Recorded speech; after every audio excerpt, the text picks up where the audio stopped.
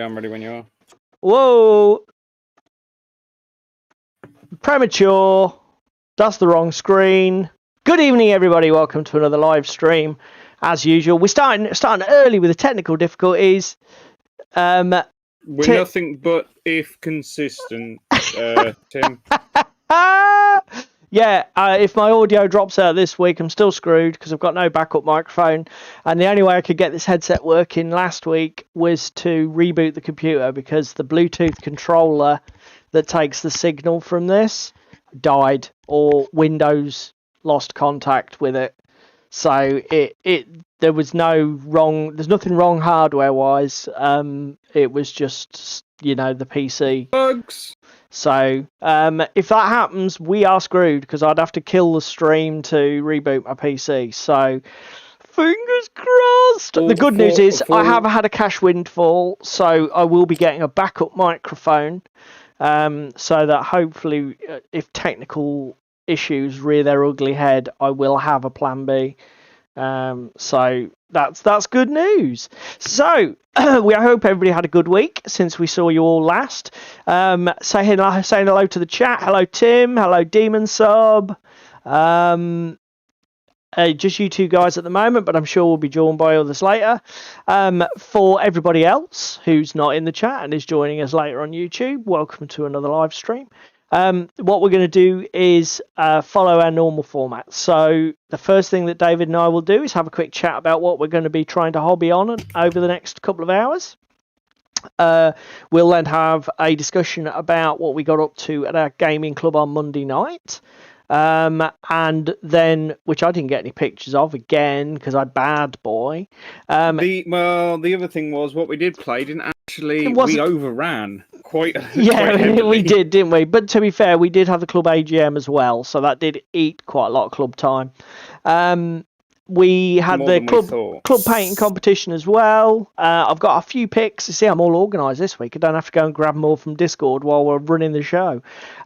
We have got a few picks to show everybody, and we had 4 entries this week, and we can show you some pickies of that and discuss that. We've also got a new sort of slot for the show because David and I put up our first battle report video on the channel a week or so ago, and what we'll do is we'll have a quick chat about the game and how it went, and sort of like then we've got a couple of news items to discuss, and if we can pack all that into an hour, happy days. About we'll 9 into the main topic. Yeah, about 9 o'clock we will be leaping into the main topic for tonight, which is a talk about the whole thing around pre-orders, which is part of many industries, but our industry particular, you get a lot of build-up hype period before releases, and a lot of products go on pre-order, but frankly, it's all getting a little bit silly at this point, is our observation. Yeah. Oh, Tim's painting. Yeah, sound off in the chat, guys. So, Tim, what are you painting before we move on? What are you up to tonight? Right. And you, Demon Sub Stroke Darren, what are you up to tonight? And no doubt you're painting something exotic and boutique. Because that is your want. Shall I go first with what we're doing tonight, mate, as I spoiled it by having the wrong screen show at the beginning of the show? Yes, you animal. You painting Assassin's Creed before moi. It's Assassin's Creed! Yes, so I posted a video recently of Mission 3 of the Assassin's, or 0.3 to be more technical. I tell you what, Tim, I've seen some of your botwall minis on your Instagram. They are looking amazing, mate. That one that's like a rainbow coloured one with the sort of colour bands running down its limbs and things, you pulled that off amazingly. I don't know, are you, just out of interest, because I know F all about bot war, are you copying paint schemes from some sort of like comic or a graphic novel reference, or is it all in just... the last picture I saw, he's got one that looks a little bit like Optimus Prime. So okay, so you're just pulling in from loads of different sources. Oh, Christ almighty, Darren's gone mainstream, everybody. Hold on. He's painting... No. He's that Armada, Darren. Are you getting paint on your Armada miniatures before Paul is? Stop it! Yeah. That's rude. It's not rude. So yes, I'm painting Assassin's Creed tonight. I am going to be hitting the airbrush because these guys need priming. I played mission 0.3. 0.4 is the next mission that I need to film for my battle reports stroke videos for YouTube. It's the last of the training missions, and this is the only new piece of plastic that needs to get paint on it for that mission. So that is the job at the moment. It's going to be a slap chop-esque Zenithal Prime, and then Army Painter are going to come to the rescue, and we're going to bash out some speed paints. How far I'll get, I don't know. Probably just the priming. Phoebus, you need glasses. If anyone, it's Starscream. A glance when you're scrolling through on a smoking break at work, it looks like fucking Optimus Prime.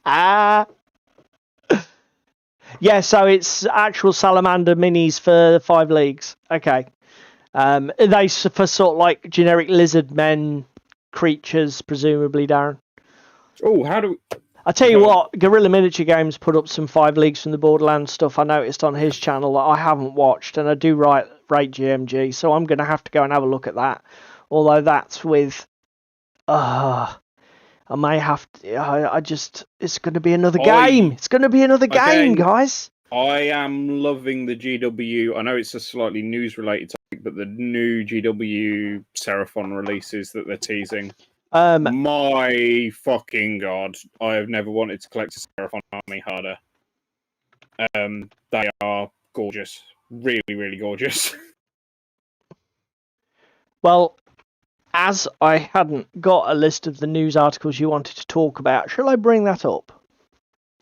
You can do. And while you're bringing that up, we go down to my camp so I can show everyone at home what I'm doing tonight. That's a good idea. Let's do that. Let me just go to... Seamless. It's almost as if we're consummate professionals. Here we go. Tell them what you're up to, David, while I faff about. I am building some old Kill Team 2016 terrain. So I've got these clip-off sprues for reactors and things. Bollocks, hit my mic. Because unfortunately, I went all in on Kill Team 16. I found somebody local who was selling 2 German starters of the one in all in Phobos. So I've already built some of the terrain.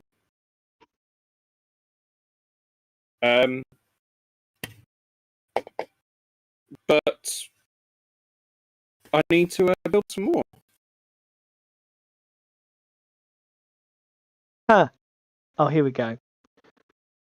So that's what I'm doing initially tonight. Just gonna build a couple more bits, and then after that, I'm gonna get my.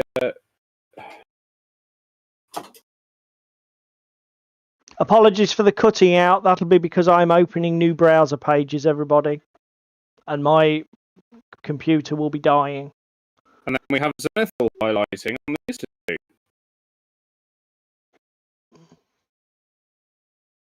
So, Kings of War.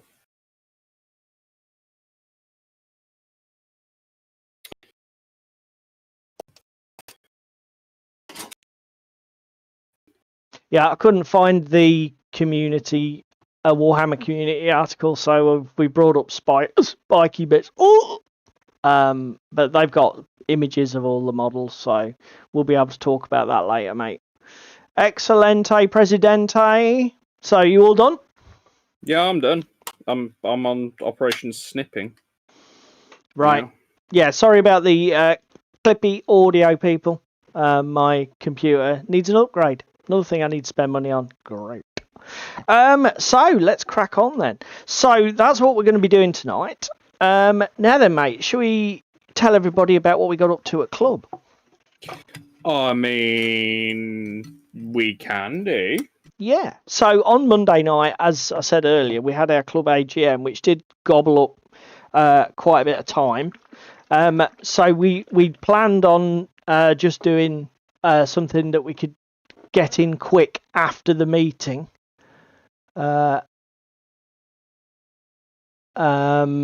And we decided to go with God tier, didn't we, mate? After some discussion. Are you there? And I'm absolutely glad we did. Yeah.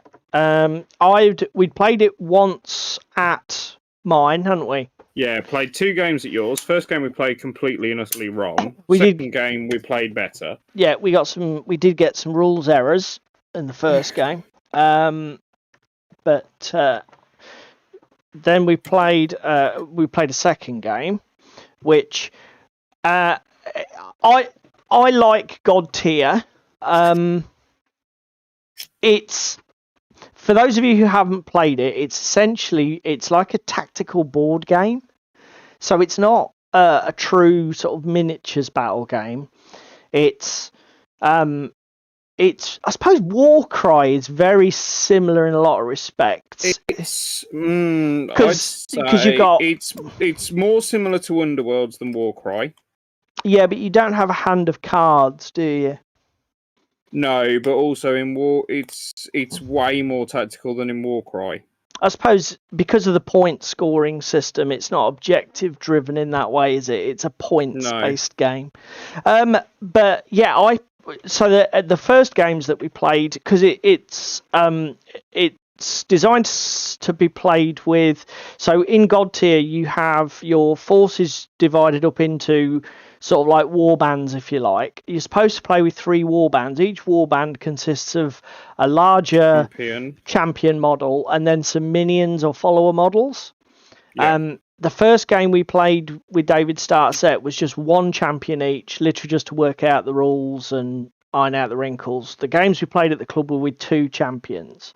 Because you've got 4 now, have you, mate? Yeah, I have 1 that for was each all color. So I have Slayer, which is red, Maelstrom, which is yellow, Shaper, which is green, and Guardian, which is blue. Don't quote me on that, but I'm fairly sure that is that's right. Yeah. And I played. It's one of those games where every warband is a discrete entity, and you can mix your war. It's designed to be played with 3 each side, so we haven't yet gone to a full game. No.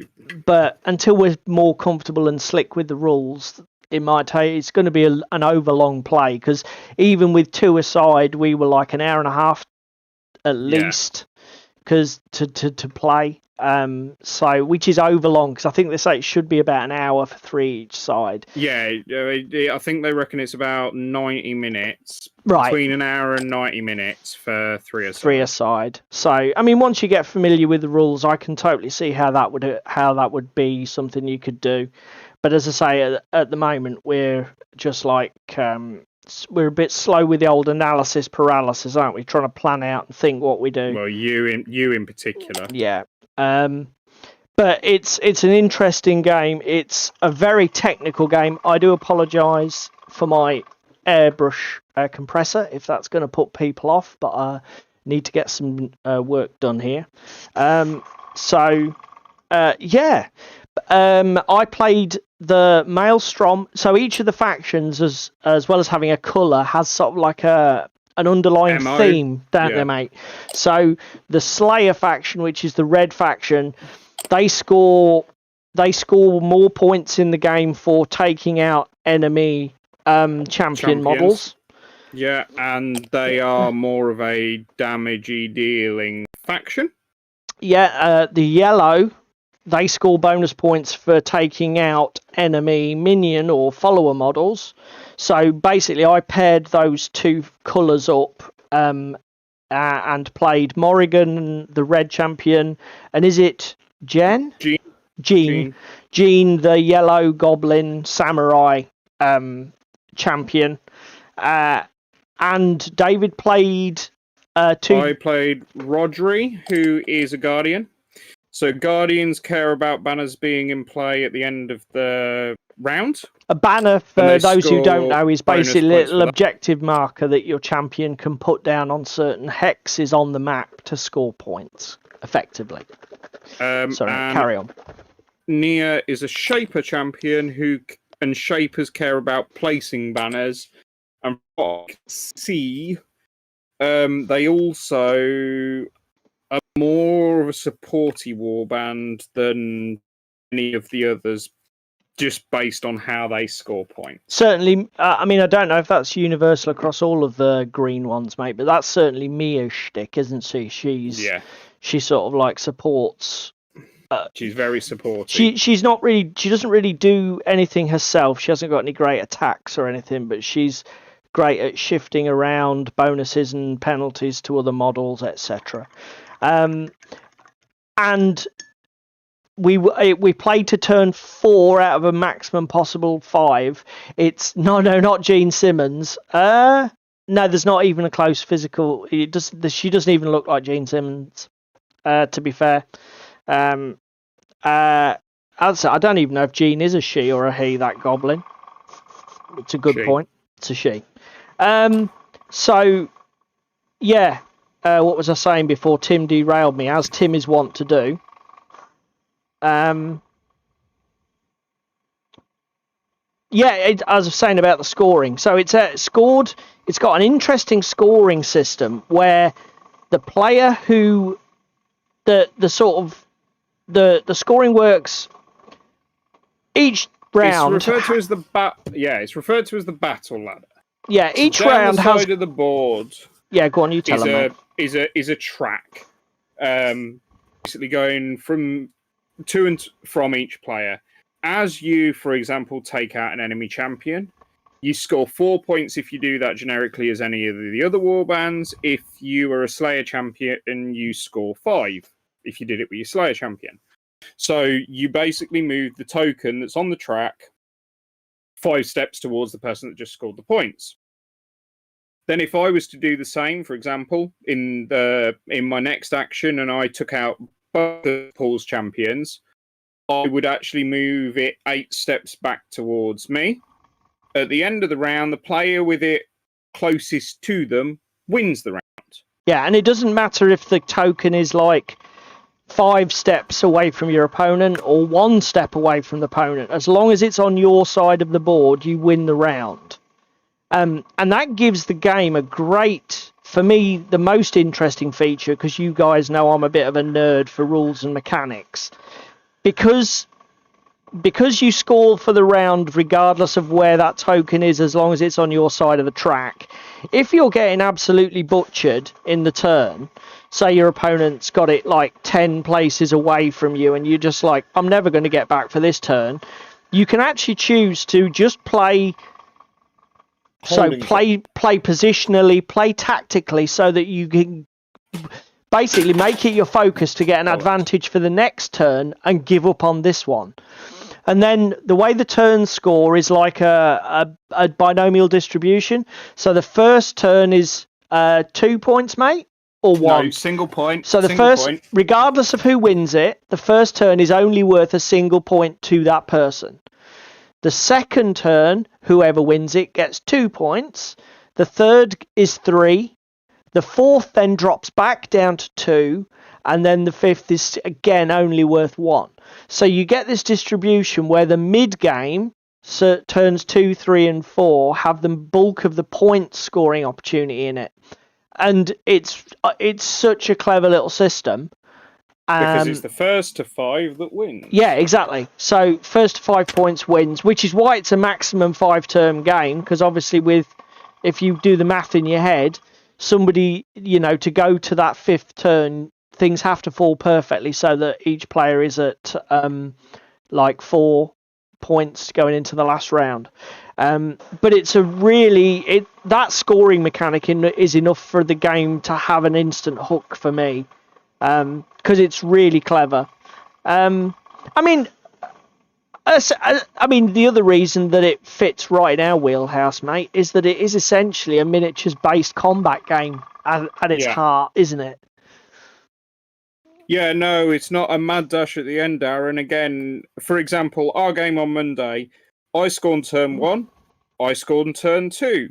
Paul scored turn 3. So So the crucial turn for us was turn 4, because whoever won turn 4 won the fucking game. Yeah, turn 4 was the killer. And again, to be fair, it's quite interesting, Darren, because I was quite disheartened early on in the game because David was taking the early turns. But obviously I've not played the game long enough.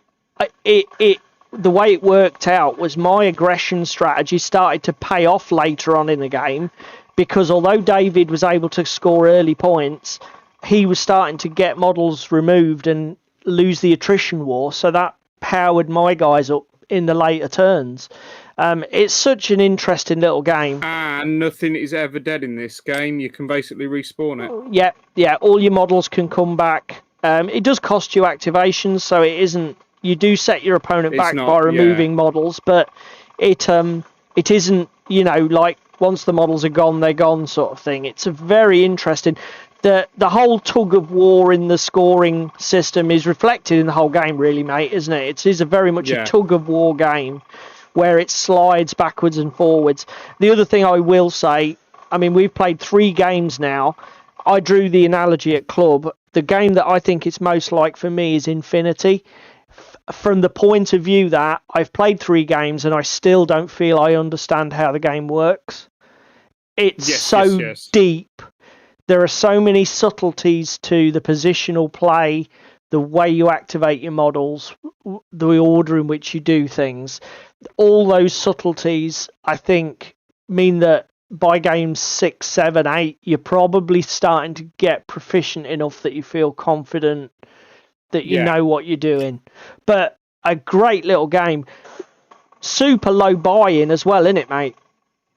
Yeah, I mean, there's a starter set which contains 2 factions, the boards and the dice, is, I think, 50-odd quid retail, but you can find it on Amazon and other places for as low as 30. And then you're buying booster boxes that contain like a champion or something, retail at about 30, but you can find them as low as like 19 on Zartu Games, for example. Yeah, to be fair, the booster boxes with the champions are a really odd thing, because some champions, like any competitive board game or miniatures game like this, some champions are considered subpar in the meta. So if you wait for a few months after they've been released, you find them discounted ridiculously cheap. So there's a real variability in the way that you can pick the booster boxes, the individual champions. And each booster box is the same format. You get the champion, you get whatever minion or follower models go with it. You get a banner, which is the token that you place to score, and you get the cards. You get the reference cards with all the special abilities of the miniatures in your set, which is 3. But the models are fantastic. I think they've got so much character. They'd be great. No, nothing's blind buy, Tim. Everything is fixed. You know what's in the box. Yeah, and you can download the rules on the internet if you want to beforehand. If you want to, the only thing we try in it with prop-based board. But if you've got like a Dungeons and Dragons hex-based Underworlds board would work. Yep. If you want to try it out with proxies, you can do. You can download cards for all of the models that have been made. So if you want to print, the only thing you might struggle with is the dice, because the dice mapping isn't. It is a D6 system, but it's not like 1 to 6. Basically, there's successes, 2 successes, and I think there's 3 on the dice is a blank. Yeah, it's 2 blanks, two blanks, singles. 3 singles, and a double. Am I right? Probably. But yeah, that is the only thing you might struggle with. But again, just kind of get in touch with somebody who's got one, and they can tell you what the dice mapping is to do it to D6s, because that's all it is. Like David said, it's just a D6 based game. But yeah, I mean, again, we both went to McDonald's afterwards, and we both had such a mindfuck. We were both sat there going, "What the fuck just happened?" I mean, in a good way. Like, neither of us, we all kind of both thought, "Oh, it's David's game," and then it completely flipped on its head. It did. I didn't see my victory coming. That's for sure. I mean, again, there is an element of David and I are both that sort of guy, so we love to sit and chew the fat and talk through what happened. But again, I will say it's probably not a game. If David hadn't got into it, I don't think it's a game I would have got into, because it's got a lot of parallels with like modern computer style games like MOBAs and that sort of thing. It feels very abstract because you're moving around this board and you're just placing tokens. It's not as immersive as a full blown miniatures game can be. But knowing that David's into it, the absolute minimum I'm going to do is buy myself 3 champions. And again, I'm not going to dig into the meta. I'm not going to get under the bonnet and go for the power build. Cool. I've had a quick look at the miniatures available, and there's a really super cool goblin set in all of yellow, green, and red, mate. Or yellow, blue, and red. Yellow, red, and blue. And I'm just going to buy the goblin ones, and I'm going to go for an all goblin ensemble. So to be fair, even though I've got 4 factions at the moment, 2 out the starter and the 2 boosters that I've got, I'm probably going to buy an all dwarf ensemble. Yeah. Just because I've got a real hankering in 2023 to paint the shit out of some dwarves. And the other beautiful thing is, the champion miniatures, because they're not 28mm scale, they're the next scale up. Yeah, they're quite robust, aren't they? There's a nice amount of detail on the models, but without it being egregious. So again, they're a bit bigger. They allow you to flex your creative skills a little bit and build something with them. When you get your first wave fully painted, mate, we'll have to have another photography session and get them. Not pre-painted. Soft PVC from Steamforged Games. Darren, it's God tier from Steamforged Games. Yeah, God tier. Yeah, God tier, all one word. Blackjack raves about it as well, doesn't it? Yeah. Blackjack Legacy really loves the game.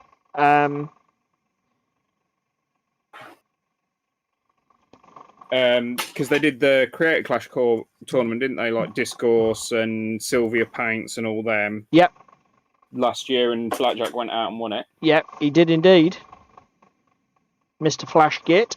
So yeah, that was it. Was a really enjoyable session. And as I say,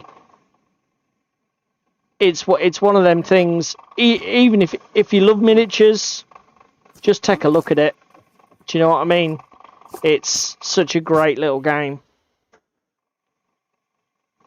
Yeah, they are in like a white box. You've got another couple of guys at the club who you think might be interested already, haven't you, mate? Well, DW at club bought into it at the same time I did. Don't think he's painted or played any of it yet, though. Yep. Luke will be into it. Yeah. I don't know if it'll be up Ricky Street or not. Because there's just a little bit of words on the cards. He doesn't like card-driven games, and obviously all the special abilities on the cards do mean that is a sort of significant part of the game, isn't it? Yeah. And also it's the order of operations and everything else. Because again, what it does amazingly. So there's 2 phases per game: the plot phase and the clash phase. The plot phase is I go, you go. So first player activates everything, and the second player activates everything. In the clash phase, it's alternating activations starting with the first player. Yeah. So again, it fucking blows your mind. The subtleties to playing it are definitely big. There is a lot going on under the bonnet. You know, once you start, there's all sorts of really nice touches to the design that you can sort of like fix on. Well, even you with Morrigan and Jean, if you want to go through your example with the damage. Well, so yeah, I mean, like there is a. I think you're alluding to the fact that like the Maelstrom warband I was playing, Gene, with the goblins. Classically, that like the original warbands we played, Morrigan and Mia, is it? Mia. So Mia. what with those champions during the plot phase, as the name suggests, it was a lot of setup. So just basically positioning models, handing out buffs, that sort of thing. And then with Jean, the Maelstrom warband I had, it's the opposite. So during the plot phase, her warband does all its aggro, and then in the clash phase, when everybody else is doing their aggro, they're doing their positional play and handing out buffs and powering themselves up. So there's just crazy. There's so much going on there. But yeah, beautiful miniatures, cheap enough buy-in, decent rule set. And we also know that Steamforged are not afraid of killing the meta if it becomes a fucking burden. Yeah, they've got prior with Guild Ball. Yeah, and hopefully that won't happen. I think they've learnt from Guild Ball to a degree. I think so. With how they've set stuff up and the fact that they've said always from the beginning there's a rotation, and as they're bringing out new stuff, they'll retire older stuff. Yeah. Similar in vein to Underworlds. And they're not afraid to tweak and change the cards if need be on digital download. So, but having said that, I don't think David or myself are looking at this at all from a competitive point of view, are we, mate? We're just looking at this from the point of view that it's a board game with some great miniatures that we can throw down and have a great time with for an hour. Much in the same vein as, Underworlds. We're not playing any. Again, when we get shit hot at it, we'll probably get 2 games in a 3-hour session. Yeah. When same as with Underworlds, we're not playing a particular format, etc. We're literally just playing them with the models we've got and playing stuff that's cool. Yeah, rule of cool wins over anything when it comes to us and Underworlds and God Tier and everything like that. I don't think chasing the meta is something either of us have ever really done, is it? No, definitely We've just happened across it accidentally. Salamander's looking at you. Yeah. I appear to have a blockage. Oh no, it's gone. It's gone. It's cleared. And just put a load of PSI through it. Blow it out. Yeah. What is that? Black gunk. Right, question for you, because I've done a Black Zenithal Prime on these. On what? Goblins. The Goblins for club. Okay, yes. Yes, mate. Vallejo Grey Primer, then a White Zenithal on top, if I'm going to contrast the shit out of them. Yeah. You definitely... It's like I've said to you, if you're using the contrast or speed paints thing, don't be timid with your Zenithal.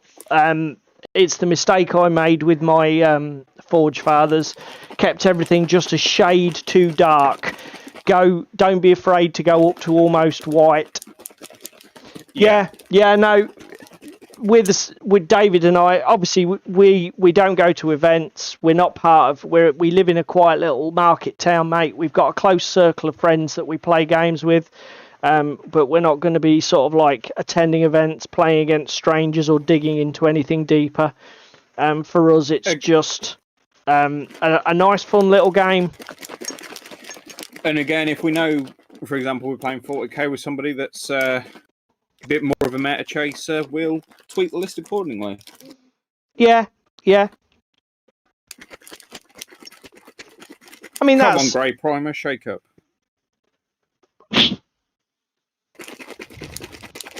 My milkshake brings all the boys to the yard.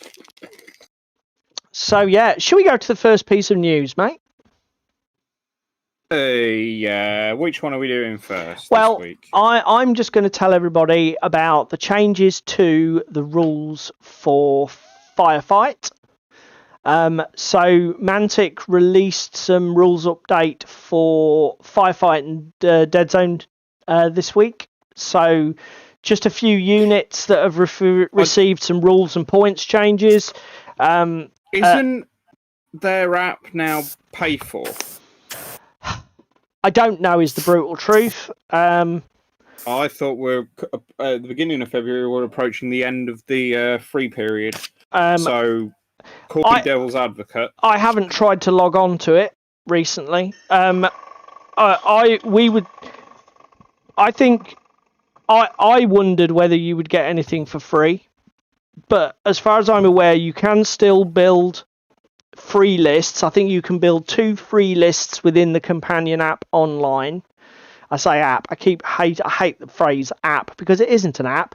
It's a browser. It's a browser-based application, so it's not a proper, what I call a proper app. We've just been called out by Tim. Okay. You say the game is so great, yet you're here talking to us old farts and not playing. I'm calling shenanigans.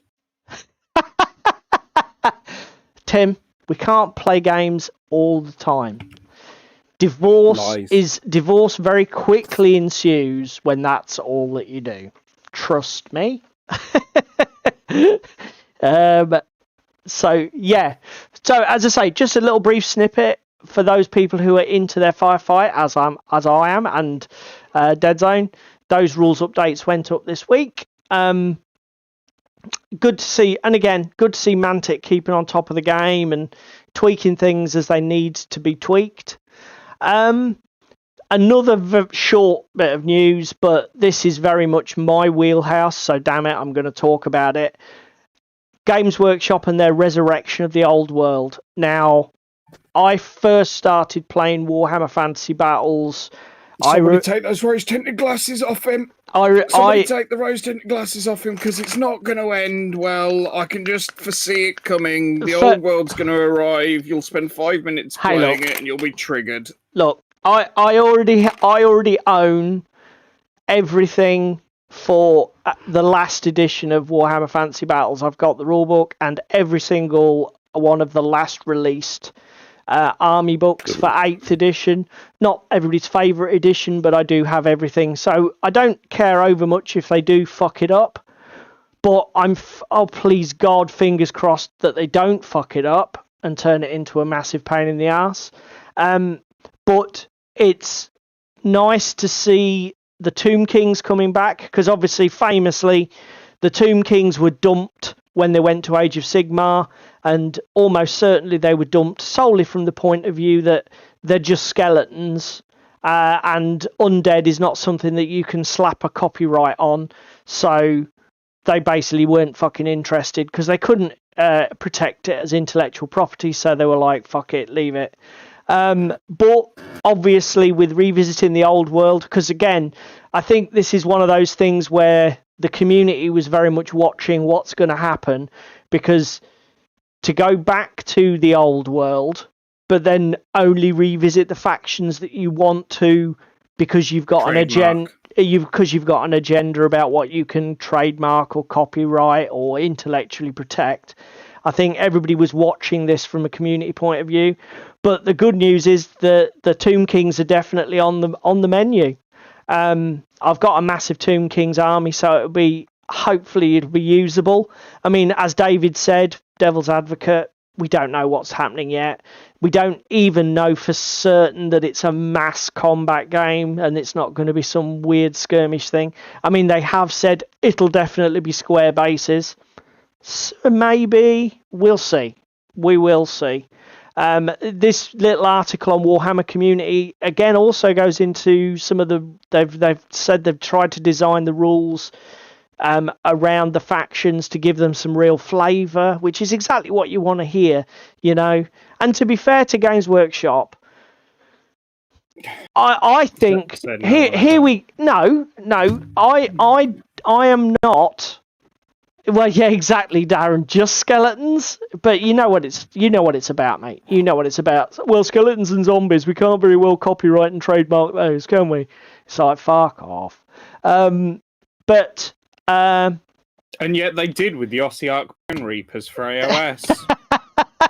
Well, right. Anyway, one thing that I will say is that Games Workshop are very good at putting flavoursome rules onto their miniatures. The problem is they tend to go too far. And because every model has to have a unique set of rules to make it feel unique in the game, the bloat makes the games virtually unplayable. Do you agree? Would you say that's fair, mate? Yes and no. Okay. The reason mainline games totally get your point with 40k and AOS. Yeah. Necromunda, it's a little bloaty, but it's playable. Blood Bowl, Warcry, everything else, the lore's there, it's nice. The minis are there, they're nice. Rule system isn't overly bloated. No, but to be fair, Blood Bowl's a good example, I think, where they haven't. In Blood Bowl, they try to make the team composition and the models carry the flavour. If you think about it, there are very few rules in Blood Bowl. I mean, the Nurgle team's got a couple that only the Nurgle team has. Evening, Dan. Why is it whenever we start talking about Blood Bowl, fucking Dan arrives? It's because he's been listening. He's been listening till they hear that magic word. Oh, good for you, Darren. Darren's going to give one-page rules a try for his 40k. I tell you what, mate. We're still to try that, aren't we? We are. If you were to watch some of our older streams, I mean, I enjoy fantasy battles, but I'm very don't really give a shit about AOS. I tried the AOS equivalent, Age of OPR Age of Fantasy. Fucking loved it. Great game. Really simple rules framework. Delivered enough tactical depth that you felt like what you were doing made a fucking difference on the table. It wasn't a massive delete-a-thon. Again, I don't understand. I'll be honest, the more games I play, I do not understand when a game boils down to who can kill the most shit the quickest. It's not for me. In the most efficient way. It just shows. It says to me. I don't know if I'm being unfair here. It says to me the game's not very well fucking written, because it's like God tier, right? You can delete something and then it'll just get back up next turn. Okay, so it's not gone for good. There might be a small advantage to deleting it at just this point in time, but you're not gaining a massive advantage by just butchering everything that's around you. Okay. And yet there's still a game there. There's still a push and pull. There's still a puzzle to be solved. But again, Underworlds, there's some aggro warbands that focus on taking stuff out of action. To be fair, there's other stuff that focuses on fucking objectives. We'll talk about that in a minute. We should have talked about that before the news, but the news is only brief, so we'll be quick. But yeah, that is a very good point, mate, that we need to talk about from our battle report, isn't it? So the next one is the next one was Blackjack Legacy's video.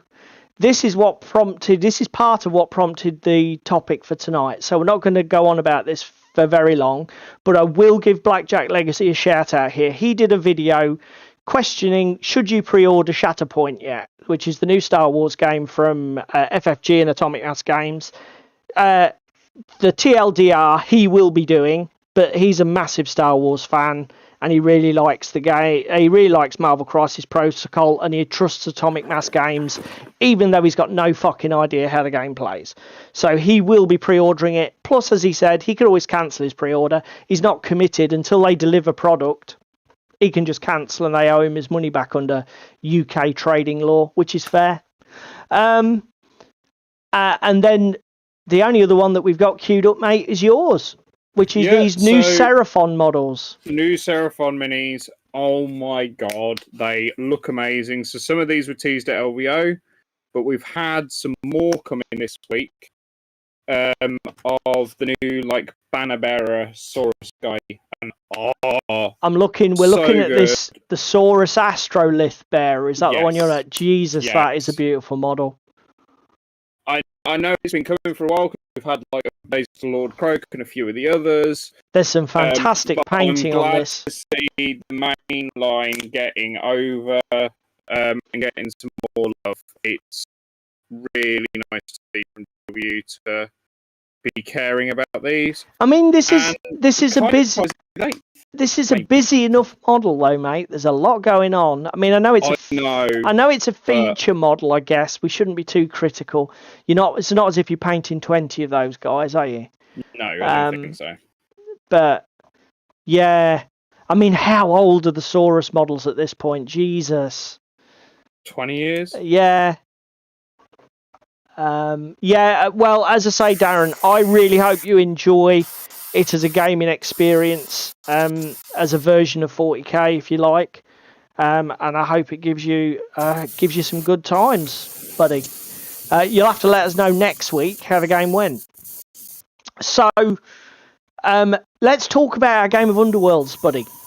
So, yes, you cheating bastard. To give you, for every, there is going to be a steward's inquiry. Ripper Snarlfang has lodged a complaint. That's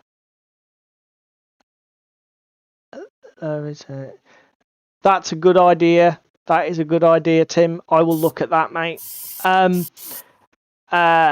So yes, we played some Underworlds at UK Games Expo, and I found it a really crushing and quite negative experience because David played some more up-to-date warbands from Dire Chasm and Beastgrave, and I was just running my old first-gen warbands, and I got absolutely mullered. I got absolutely crushed, and we found the games to be extremely unbalanced, being generous. But it was clusterfuck. Yeah, it was a bloody disaster. But when we filmed our video, we switched over to the new Gnarlwood rule set, didn't we, mate? Yes, we did. And my God, some of the changes in that, fucking amazing. Absolutely. Multiple move actions a turn. Fucking genius. Why is it taking them so long? Well, this actually feeds into the comment that you made not 10 minutes ago or 5 minutes ago about aggro causing massive swings in the game. The changes that the rules team have made to Gnarlwood are brilliant for giving low model count warbands, and certainly warbands that lose a lot of models initially and have no way to bring them back, like some do, like the Skaven. And some Portal Guard. To give those warbands way more agency and options during the late game. So, like David said, you've now got a situation where after you've moved, you can move again. Or if you've got a 3-man warband and everything's charged, you get another attack action, whereas you used to be just drawing a card. Yeah, exactly. This whole business about if you're playing something aggro like Orcs and everybody's taken the charge action. Before, it was a case of, well, everything's charged and I only have 3 models, so I'll be drawing a card then, will I? Or cycling an objective. Well, no more. Now, if you've got a real... If somebody's in your face, you can now activate models after everything else has charged to at least take a basic attack action. But you can even do sort of like activated abilities on your cards and all sorts of things. As I say...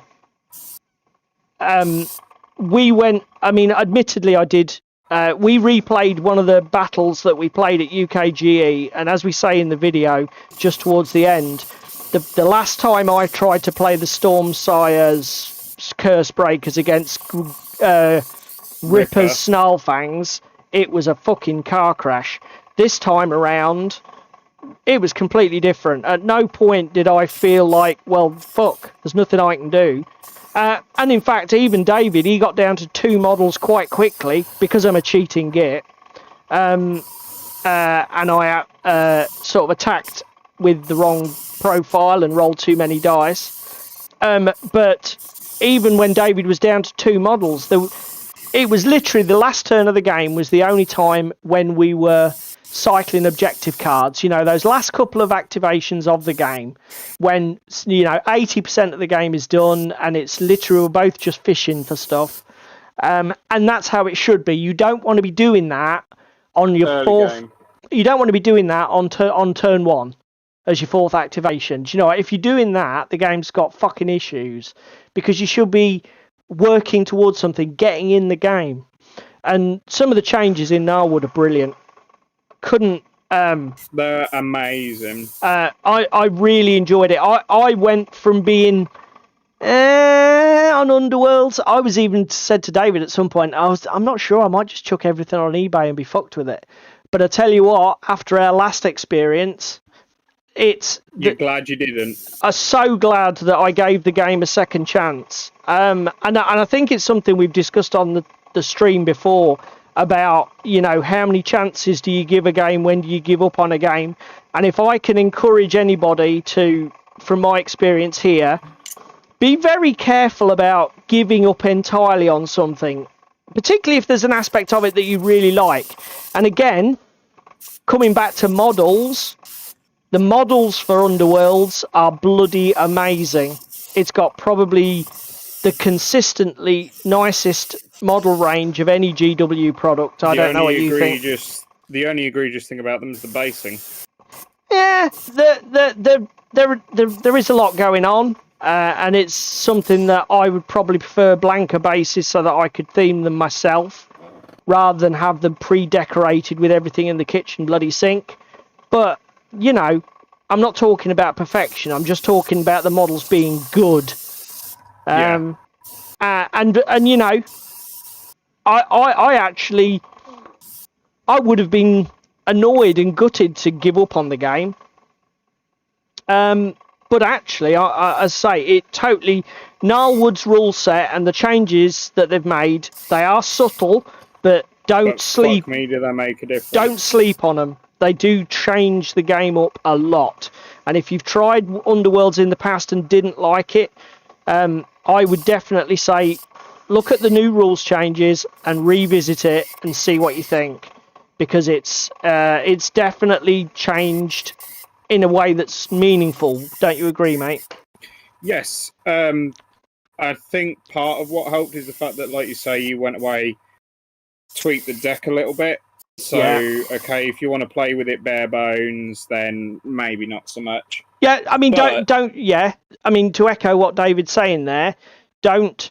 The Gnarlwood, the changes they've made to the core rules in Gnarlwood haven't fixed all of the issues of balance and power creep in the releases of the game over the last 2.5 years, is it, or however long it's been on the market.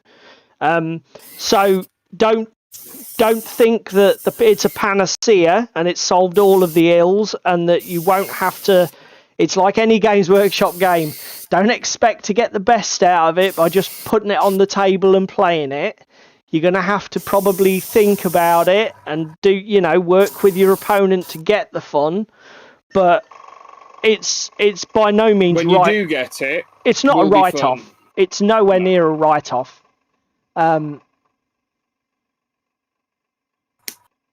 Yeah. So that you don't surprise me, Darren. I think that is definitely a potential problem with the game. That you can mully your opponent. As I say, I definitely see how that could happen. Easily done. What are you up tonight, Darren, if you're still here? Dan. I was going to say, Darren's doing his Seraphon. He's already told us what he's doing. But that is true, Dan. We don't know what you're up to, matey. Are you hobbying?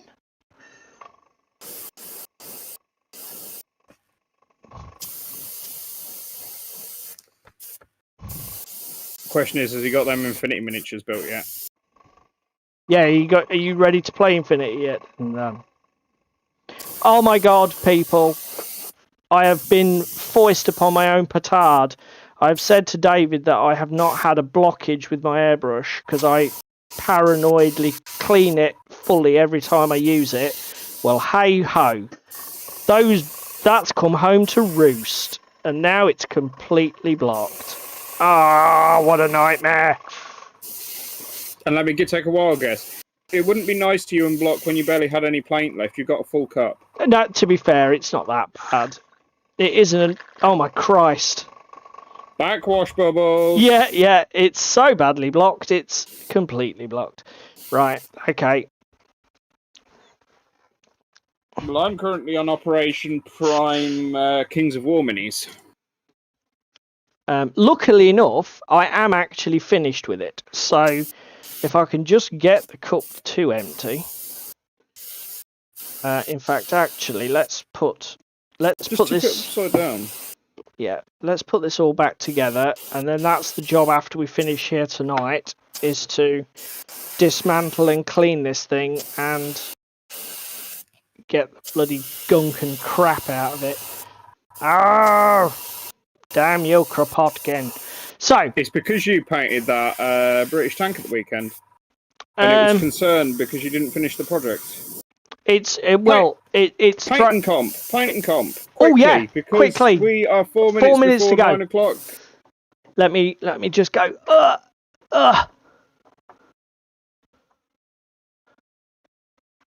He's playing Rome 2 and listening. Yeah, you said finished his board. His Blood Bowl board. Right, okay, so people, here we go. This Monday was painting competition at our local gaming club. There were 4 entrants. Myself, David, Ricky, and Jack. This is... David can probably remember the positions off the top of his head because he took the votes, but I can't. So I'll ask him at the end. You were last. I was last. Okay, cool. So if you want to pull... you're not pulling them up on screen in order. That's fine. No, that's fine. So the Manticore type thing is actually a Jabberslife proxy from One Page Rules. I printed that for Ricky. That placed second along with my Necromunda gang.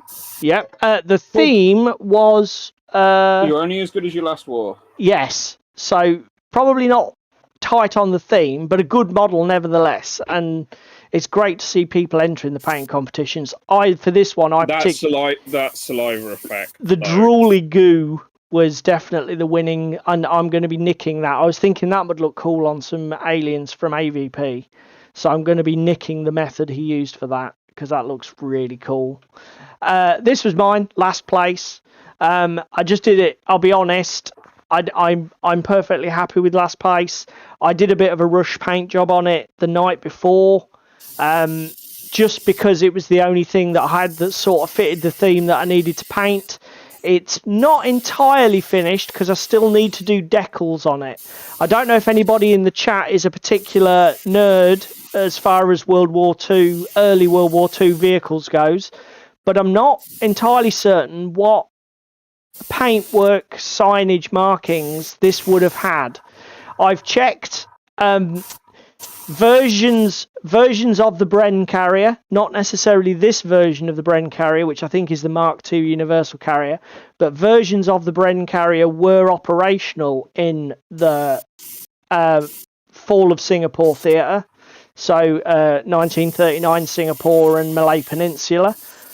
But a lot of the articles I've read online about vehicle markings, a lot of the standardization came in 1940 onwards with the invasion of Europe. So I can't really find anything definitive to tell me how I should be decaling this up. So if anybody's got any hot tips, stick them in the chat now and I'll look at them when I finish. I've always found that, right? Far East gets very little love compared to the Western Front. Yeah, I think it's probably a thing, innit, mate? It's obviously just the way it goes. So that was my entry, which was last. This was one of David's entries. David actually entered his whole Necromunda warband, but Ricky 9 miniatures. Ricky only put 1 or 2 models up, or 1 or 2 pictures up. You've seen them on the stream multiple times, but they did look great in the flesh. What did you? So what was it? Me last, you and Ricky second equal. Yeah, and then it was Jack with Rogal Dawn in first, and my God, this picture does not do it justice. There we go. It's a little bit out of focus. The focus is on the mid-ground, and it should be on Rogaldorn's head. But yeah, like David said, the picture might look impressive enough, but wow. It's even better in the flesh. In the flesh, this looks amazing. Really amazing. And to be fair, the colour definition, Jack was a little bit worried about the shading and the red. Again, in the flesh, it's a lot better defined than it looks in this image. It's just amazing. The NMM is to die for. I mean, I don't know how much time Jack's put into this. Do you, mate? He started painting it before Christmas. But in terms of hours, do you know? Not entirely sure. But Jack, if you're catching stream later, put it in the comments. An opportunity to put it in the comments. Yeah, it does look a bit the old what was it? One page rules. What was that? Jabba Slythe proxy, mate. Yeah, Jabba Slythe proxy for the Chaos Beastmen. So it is literally that model, but the OPR rendition of it. Yeah, it does look a bit Displacer Beastie. It's because it's got that. It's because it's got that cat-like look. Yeah, to be honest with you, Tim, I've put a post in the forums. I am hoping that John will come to my rescue because I figured if anybody would know, John would know. To be fair, in most of the period photographs I've seen in black and white, the only thing that the vehicles seem to carry is the T number, which was obviously the tonnage. No, it's basically there was an order issued by the British Army around 1920 that any vehicle asset that was produced for the army after that period had to have a serial number so they could do asset control, and they were stenciled on in the factory at that point, and then they were retro added to a lot of vehicles, I think.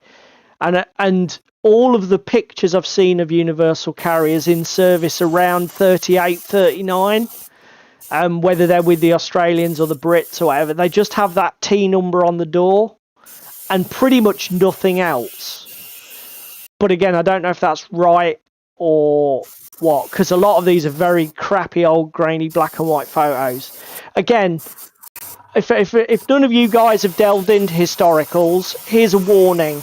It very quickly becomes a rabbit hole, but it's really hard to fight the urge to just go for every detail.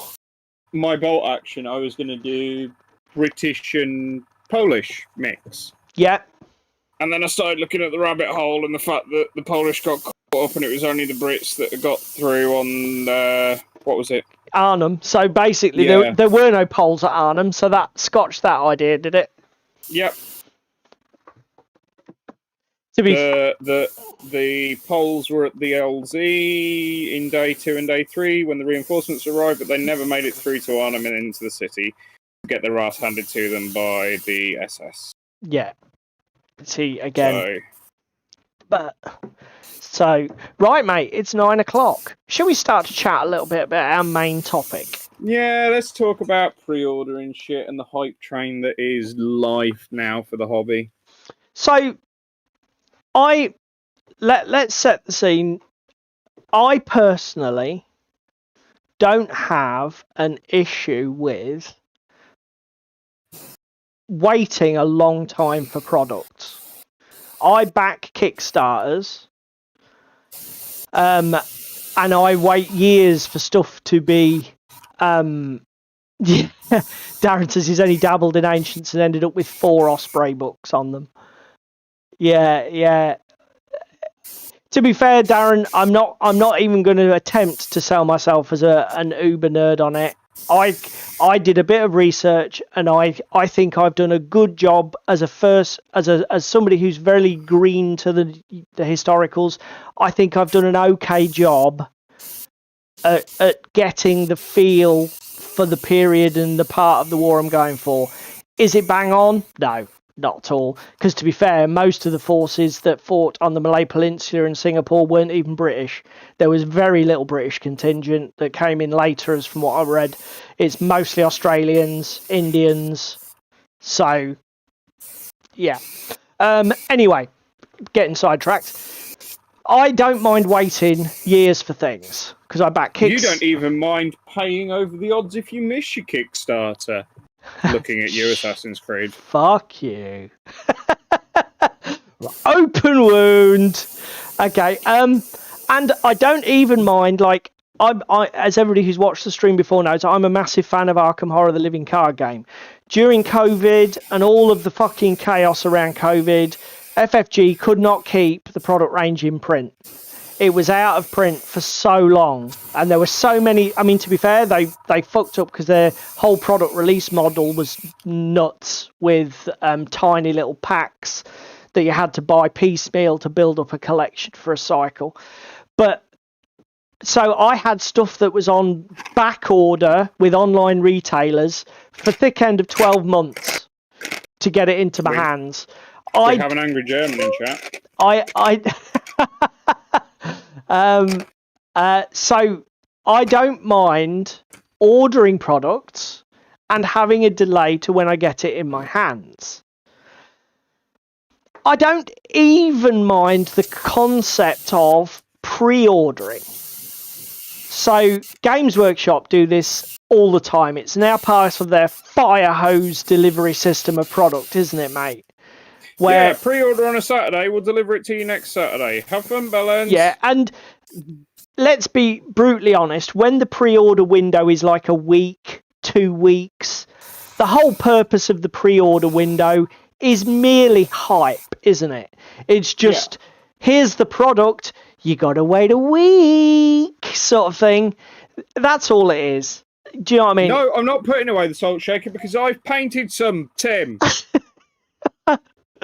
There is no evidence yet, Tim. There's nothing to be seen to prove this, but he asserts that it is the so. There is evidence on a stream from several weeks ago, actually, you lying bastard. It's all lies. It's all lies. It's all fiction. I better go and edit that quick. Hello, Crispin. Good to see you, son. Crispin in Dollhouse. So, how do you stand on those three things, mate? Long delays on delivery, Kickstarters, pre-orders. Where do you sit on this fence? If long delays on delivery are communicated with the public, for example, Assassin's Creed and the delays that they had to delivering their Kickstarter, I am fine with it. If a company goes complete and utterly radio silent because it's better to save face on it, for example, looking at UGW with Cursed City and the absolute diatribe that was, we're going to release another edition of this. No, we're not. Sorry, guys, you've lost out. That was just a train wreck and feels bad for people. The other part of it that I'm not a fan of is this FOMO. And I know I'm slightly going off and talking about something else, but it's that, like, if I don't order it now, I'm not getting it. Do you know what I mean? That's more of a limited release thing, isn't it? Yeah. Which could be pre-order and it could not be pre-order. It's sort of like you say, that's a slightly different thing. But I mean, if say there's a long delay in getting because to be fair, most of the Kickstarters you back a digital product, so the delivery times are like that, aren't they? You don't tend to back physical products on Kickstarter. It's the exception for you, isn't it? Yeah, I suppose the longest I've had to wait for files is like printable scenery, because they do a few that are ready to go and they'll drip feed them every week. But then there's stuff that they did at concept art as unlockable stretch goals. Yeah. So obviously there's delays on getting that because that's a thing. Because it still needs designing and finishing. Yeah. So yeah. I suppose the Kickstarter Assassin's Creed is probably the longest one I've had for waiting to get something in my actual hands after buying it. Yeah, it was quite delayed, wasn't it? But like you said, communication was good, so you didn't mind as such, and you knew why it was happening. And again, it was the same with League of Infamy. because that was ordered short around the same time as Assassin's Creed, but then the Great Plague happened and we had issues. Okay, so but again, there was enough communication to keep you happy. Yeah. Okay. Jesus Christ, 10 years. What's that? Tim saying my Star Citizen pledge is here after 10 years. Are you seriously waiting 10 years for something off Kickstarter? Or are you trolling us again? Star Citizen is a meme because they use Kickstarter to develop the game and pay for the game development, and it's still just been in beta test after fucking 10 years. And is it a computer game? Is that what he means by it? Got you. I get it. Yeah, I mean, to be fair, that's where there's also, I'm sure there's not the only example of a computer game that's basically been pseudo fraud on Kickstarter. In fact, I'm sure I watched one about a sort of like Skyrim style game that was a similar fucking con job a few months ago that it came up on my recommended to watch. Fuck's sake. Yeah, yeah. Okay, Darren. When out of interest, Darren, did you know the pre-order would be 3 months? Was it a Kickstarter one? I'm not familiar with Slain. Was Slain a Kickstarter, or was there just like a long pre-order retail process? Yeah, well, I mean, we talk about long pre-order processes. What were we talking about literally just last week with fucking, what's it called? Army Painter. Speed Paints. Yeah. I mean, because this is, for me, obviously we mentioned it last week, Army Painter are asking for pre-orders now for a product they plan to release in April. Even though I may be buying that product, I have no fucking intention of giving them my money now, because I don't understand why I would. But did you know it was going to be 3 months, Darren? Or was it the pre-order window was supposed to be shorter, but they hit an issue, like David said earlier, where sometimes shit happens, you know, the Great Plague or... Oh, okay, so you knew it was a 3 month wait. Okay, that's interesting. So it sounds to me... I've just triggered Tim because I've called it a beta when it's actually I know. He was... Sorry, lynch mob. Bloody Alf. That's interesting, Darren. So,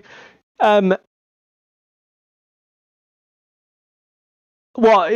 You get an extra brush and a palette. What was that? By ordering it at the pre-release, that was what you got. Oh, I see what you're saying.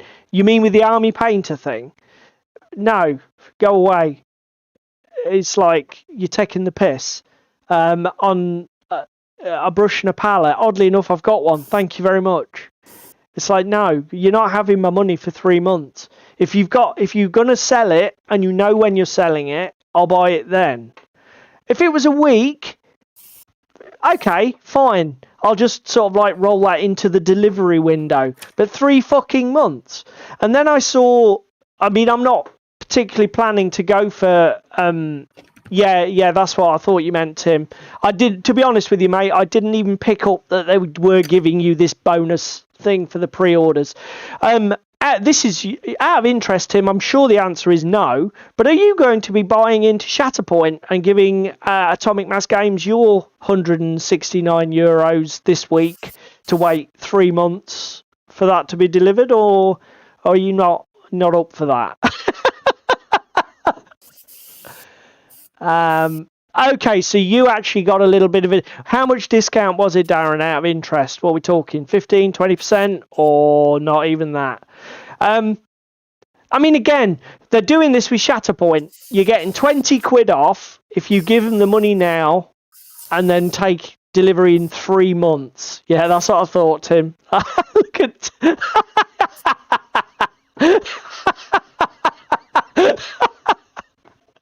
Okay, Tim. No will do, mate. No is fine. Have we broken it? Well, I think he's answering my question in the only way he knows how. You know, Atomic Mass Games, yeah, the hell you won't. I don't blame you, mate. Atomic Mass Games are going to give us 20 quid off a 170 quid product. What's that? Quick mental arithmetic, mate. Just over 10%. So they're going to give us 20 quid off a 170 quid product for having our money three months in advance. Nah, I'm good. Thanks very much. I'll leave that money in my bank account. Thank you. Okay. What? Okay. Was the pre-order mini an extra cost, Darren, or was that a freebie thrown in? Yeah. Again, I don't understand what's going on with this. What do you think, mate? I'll tell you what about you, David? Let's have your opinion before we move on. Would you be if something was like Slain from Mantic, they're gonna pre-order it now, we'll give you it in June, but no, it's 20 quid off, or it's 20% off, or we'll give you this freebie. If it was 20% off, quite possibly. Right. I suppose it depends on how much money you're saving. Yeah.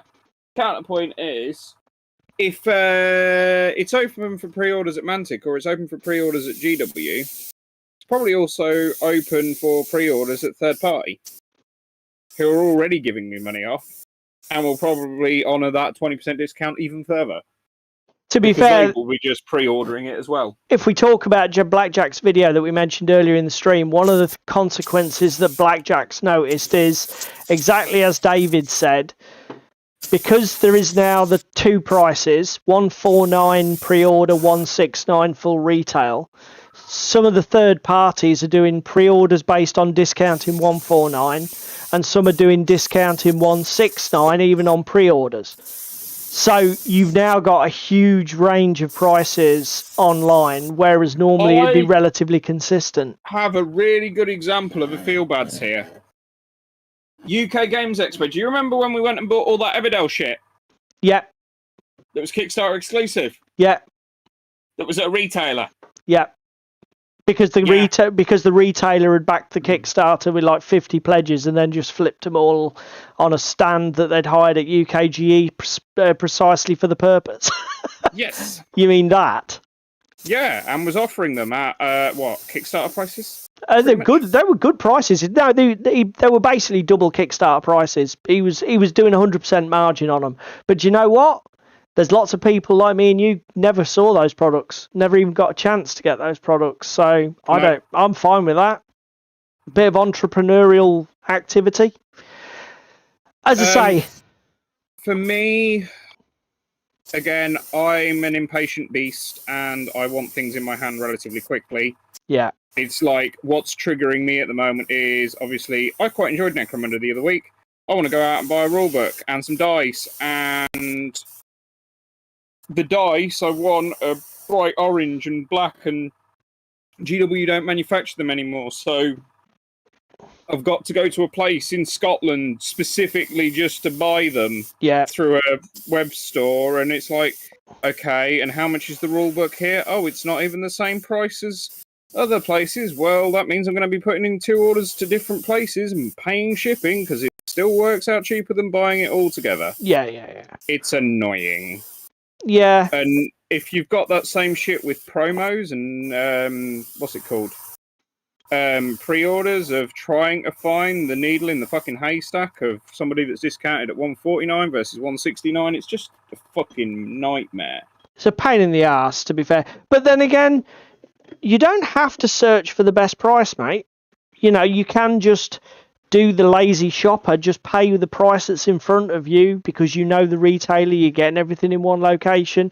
You know, you are making a choice as a consumer to be obsessive about it and try and hunt down the best deal. Yeah, but on a GW product, I don't need to remortgage and get my kidneys transplanted to afford it. To afford what? GW products. By buying through a third-party retailer and doing my homework and finding as cheap as possible. Yeah, again, there are. That is fair that they They do, because their products are priced so expensively that you are sort of obligated to do your best to hunt down the most insane deal you can find. But why? I think the other thing. Why is this happening? Why is this happening though? Why are companies putting things on such massive pre-order windows? I was about to make a comparison to AAA titles in gaming. Computer gaming, you're talking now, yeah? Yep. Loads of people have stopped pre-ordering them because they're fed up of getting half-finished games released at day one. Why don't we all learn from the PC gamers? Do you know what I mean? What do you mean? No, you've lost me. So, a company such as EA is a prime example here.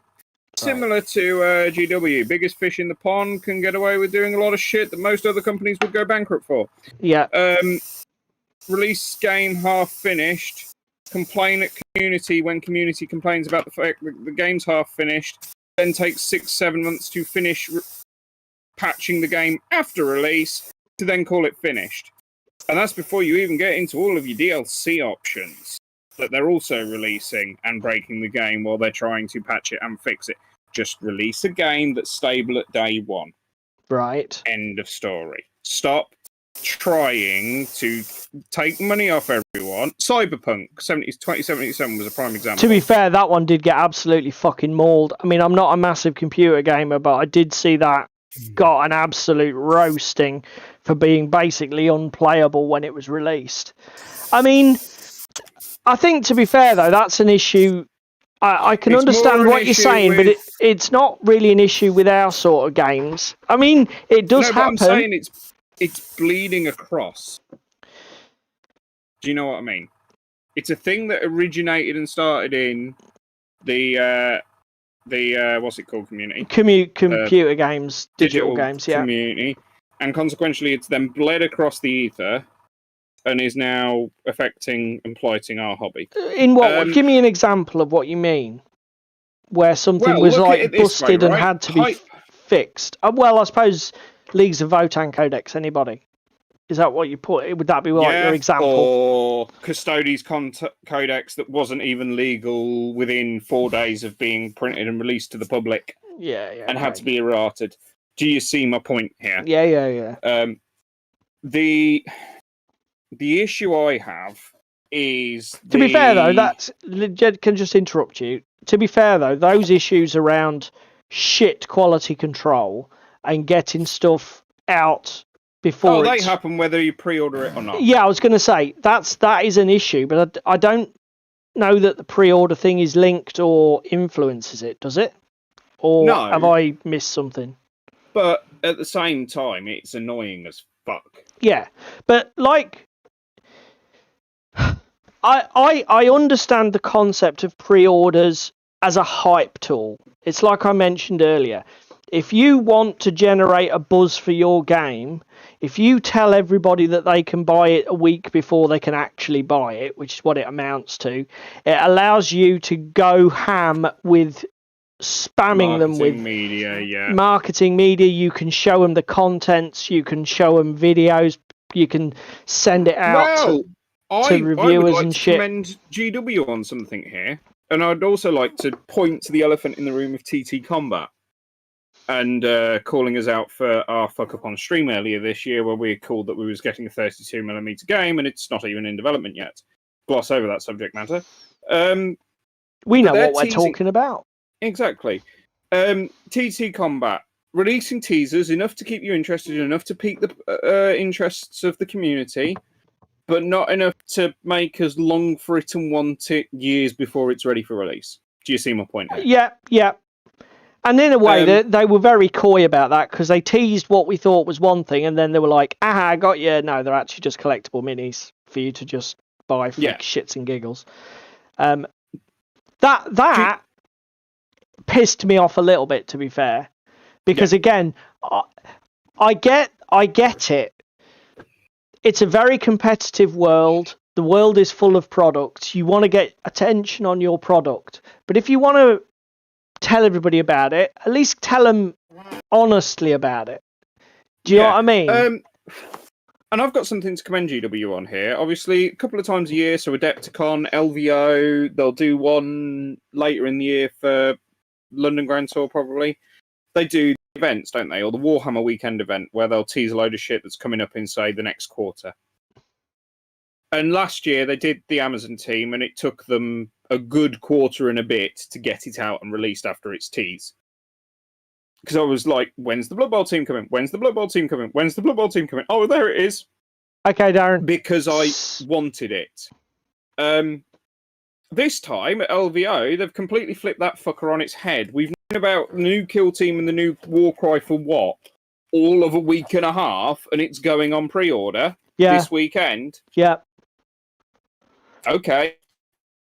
You do you, GW. So I actually have to give it to them on this one, that they're not making us wait an egregious amount of time before releasing the product itself. I mean, Games Workshop play the pre-order. We mentioned it earlier in stream. They are masters now of the pre-order thing. The whole pre-order thing is part of their marketing cycle now.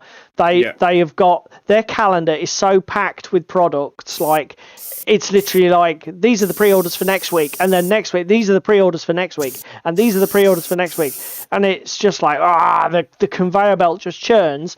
But at least you don't wait long, you know. I mean, no.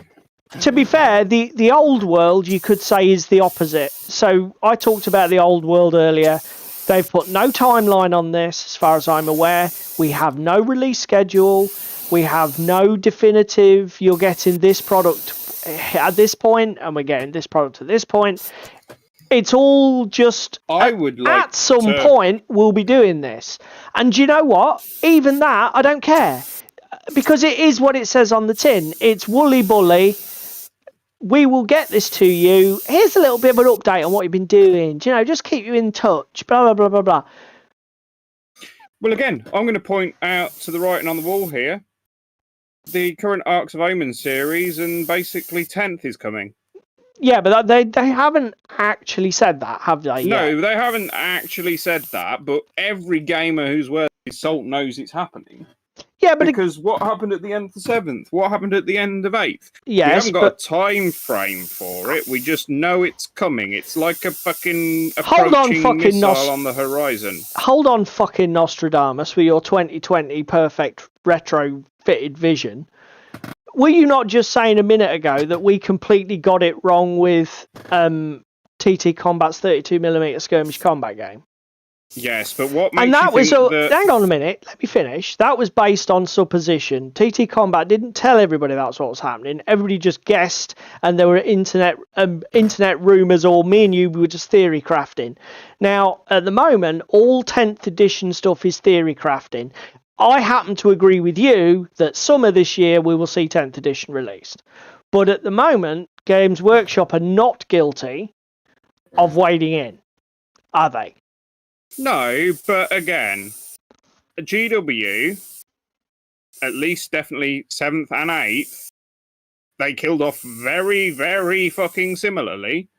And they've got prior for it, and they usually do it around summer. Yeah, but so what? Again, there's no dishonesty, is there? No, and again, I actually, what I feel worse about on the pre-order front for like Warcry and Kill Team. When was the last set released? Just before Christmas? Yeah, we had this issue just before Christmas with Shadow Vaults, didn't we? Yes. Where Shadow, there literally was only 40 days between big box Kill Team sets, and to be fair, it's a very short window between big box Warcry sets this time round, isn't it? Well, and Kill Team, because Kill Team's going live this weekend. Yeah, but that, as I say, Shadow Vault was, I suppose you're right, it's not even 2 fucking months, is it? It might be 2 months. Was it November? Yeah, maybe it was November. It probably is just 2 months. Maybe nearly 3. But again, the other point from GW, why? both on both big boxes on pre-order on the same weekend. Yes, but again, be fair to Games Workshop. Games Workshop products cost a fucking kidney, right? Games Workshop have given up on the idea that they have a loyal customer that buys every single one of their products, because that person would be a lottery winner or the head of a massive fucking CEO of a corporation, because you can't afford it otherwise. So GW now produce for 50 products a week for all of their different product ranges. They've got to pack them all into a schedule. You're going to end up with 2 £100 big box releases in 1 week. You can't not do it because they just spew stuff out so much. I don't think, again, I think the rate that they release stuff is fucking ridiculous, and there should be like one, I think, for each of their individual product ranges, whether you say Kill Team, Warcry, 40k, AOS, there should be, for certainly 40k and AOS, there should maybe be one £100 price tag or higher product per quarter, and for each of the other games, one per year. You know, give people room to fucking breathe. By all means, release little £35 miniature box sets, that sort of thing.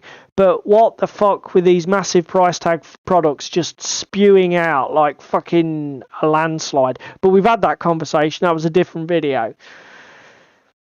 I want to focus in on this concept that you put something on pre-order, you get people to give them your money, and you tell them, bare to their face, and we will give you this product in 4 months, 3 months, 6 months.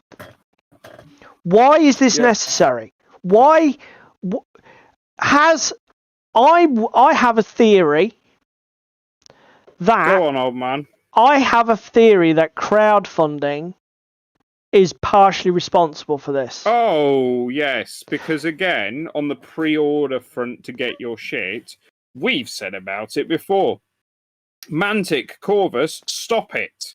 Well, yeah, you're a relatively large company with a design team. Design a fucking product, fund its development, and then put the fucker on the market using some classic business model, the same business model that's been in effect for decades, and leave crowdfunding platforms to the new guy, the entrepreneur, the young blood. You know, what the fuck are people? Why are we seeing multi-million-pound companies on fucking Kickstarter and GoFundMe and that sort of thing? What the fuck? Anyway, that's a different video, a different conversation. But I have a theory. Kickstarter and GoFundMe and all these crowdfunding platforms are really successful, right? I think these big firms have seen, but these people will pay money and then wait a year or more to get product in their hands. Well, we could do that. We don't have to give Kickstarter a cut. We can just literally say, pre-order it. Do you know what I mean? Do you see what I'm saying? But again, this is my point and why I raised the bloody what's it called issue? Mantic. The Kickstarter issue. What you're basically saying is big companies using Kickstarter when it's a little man's game. It's just an extended pre-order. It is, but again, Tim, stop it. Tim, behave.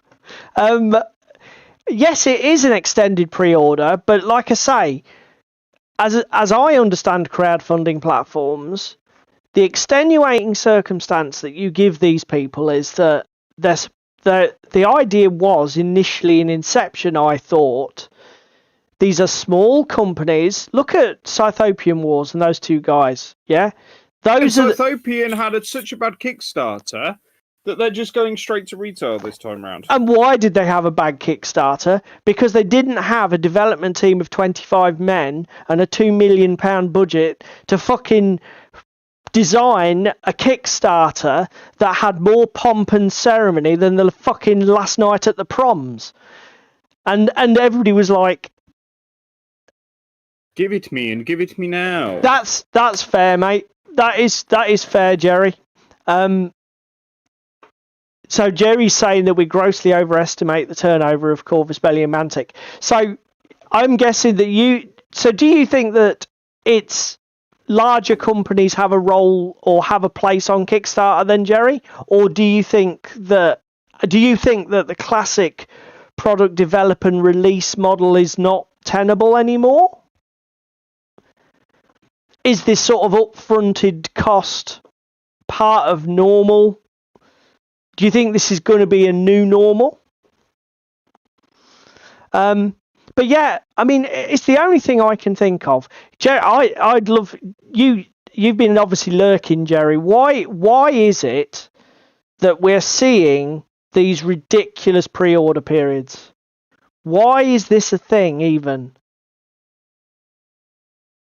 Well, okay, yeah, that's fair. What's that? Jerry said, what defines a larger company? And there is a nebulous concept. I will give you that. Because, what do you do? Pick an arbitrary turnover, pick an established history. Guys can be in business for 20... Pick a number of employees. Guys can be in business for 20 years and not progress one-man band working in their garage. Okay, Mantic can afford to do 6 plastic kits a year. Okay. Oh, yeah, exactly, mate. I don't get me wrong. I am not putting Mantic in Games Workshop's ballpark at all. I'm not making that comparison at all. I'm really asking more of a question about what level of resourcing and or employees and or track record. When does the use of the Kickstarter model, in preference to a more established business model, where you obtain a business loan or get some funding from maybe existing product lines or cash reserves within your business to fund the development of a new product, and then put that onto market, recoup your investment and make a profit? At what point do we say, no, don't bother doing that? Go to something like Kickstarter, put your idea up there, get everybody to pay for everything up front, and then use that money and hope everything goes okay.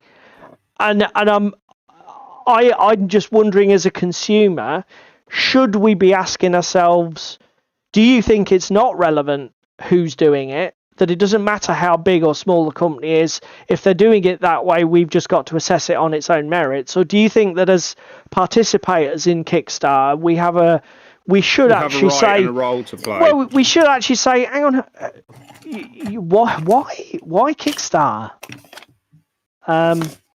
Again, just my thoughts. But on the other point, again, is Kickstarter and this sort of crowdfunding model where people get cash advances for things, is this why we're seeing these large pre-order windows? Because what other reason would you have for it other than to get a cash reserve up front? Presumably you need that to do something with distribution. I mean, it can't be product development because obviously they're only 3 months, 6 months. You don't develop these sort of products in that sort of time scale. That literally takes years, as we've seen from Kickstarter. I'll tell you why some of the reason might be for pre-order. Yeah. To establish the customer base. And how many units you've got to deliver. So to assess level of demand before going final production. Okay. For example, if you're ordering 30, 40 containers from the Far East filled with product, where do they need to go? What sort of time frame do you need on the deliverable? And do you actually need 20 of those 30 containers in Europe and then the other 10 scattered across the globe? I see your point. Or do you need them all in America, or what? Okay. Do you know what I mean? I do know exactly what you mean, sir, and that's a fair point. And what you're saying is that rather than go off historical data for similar products you may have done, you can actually just pull data for the product that you want.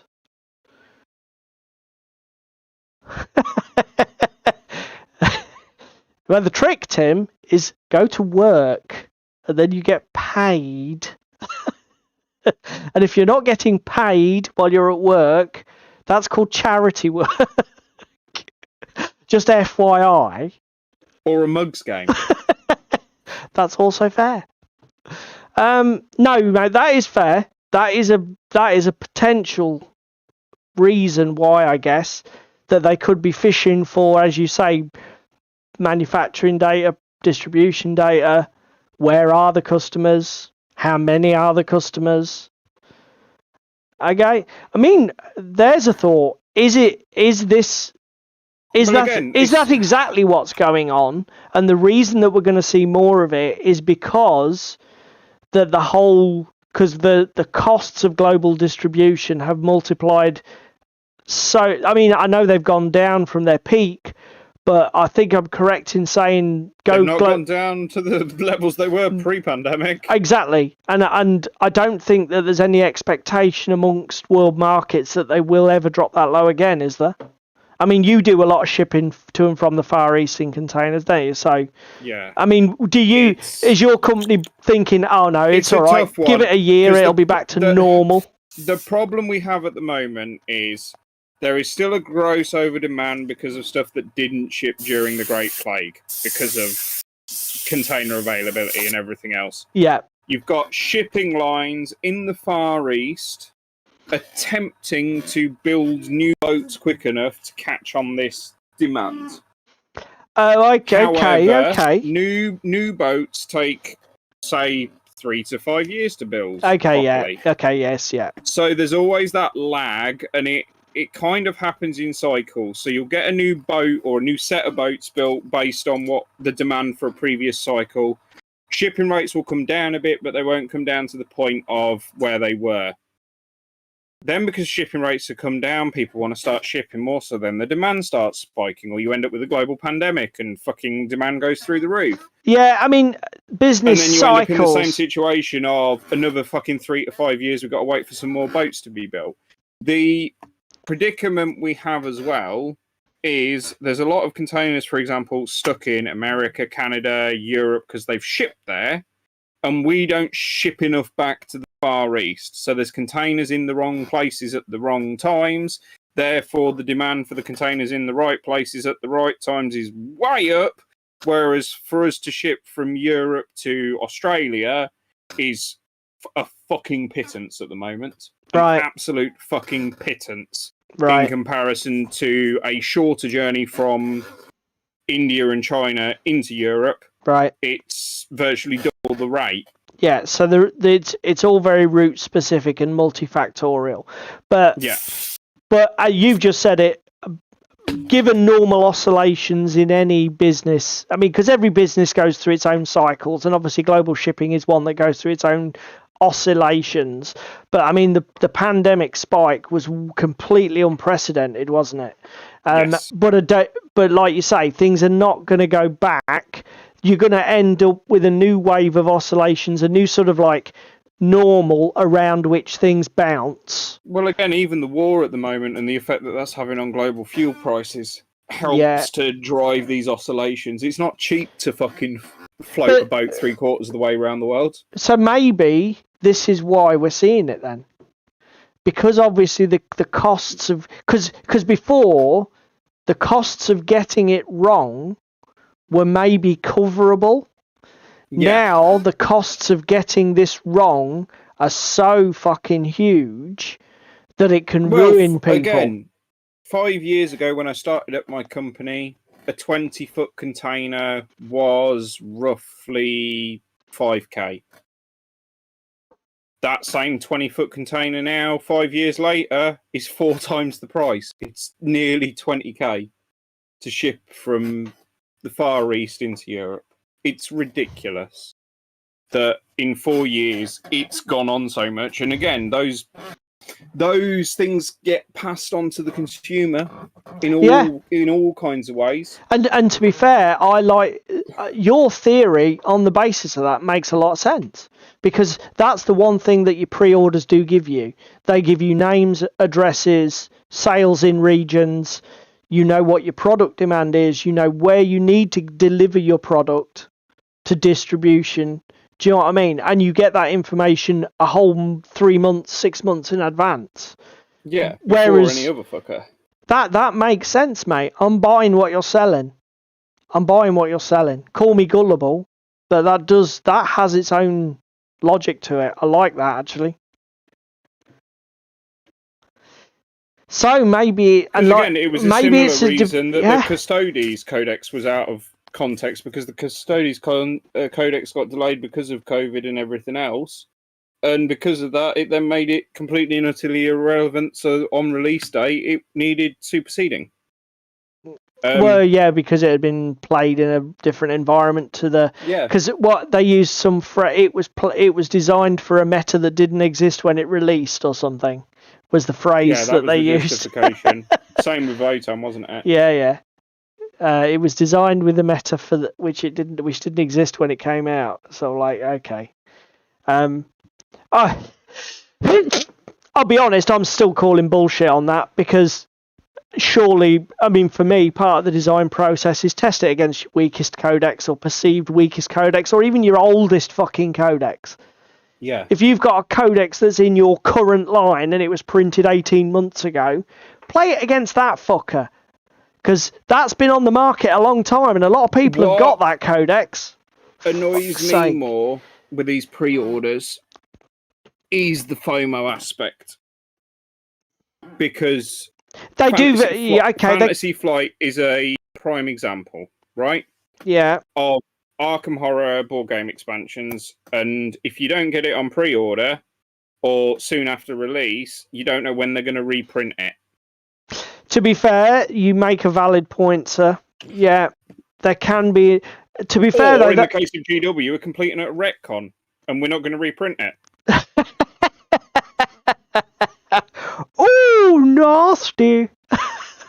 But then 2 years later, because everybody kicked off about it, we are going to reprint it for people, but we're going to put it on a pre-order. So we're going to probably pull the same shit again. Just forewarn you. Sorcerer Milk, table 4. You cat.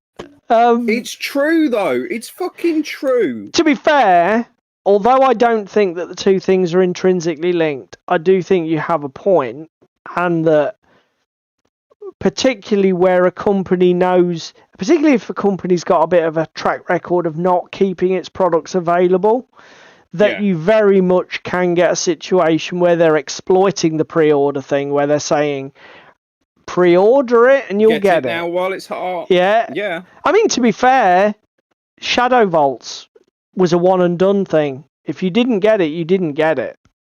And Games Workshop do that. Then they don't acknowledge it. What were the minis in Shadow Vaults? Shadow Vault was Necrons and Kazakin, I think.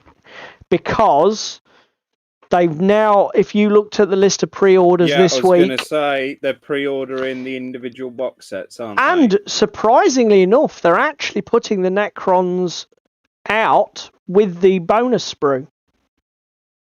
And they're even doing the terrain upgrade screw that was unique to Shadow Vaults in its own little box. And I'll tell you why that's interesting for me, because I said on time... on the stream last week, I wasn't sure about buying Soul Shackle because I've already got so much of the fucking terrain. I don't know if I want any more of that terrain.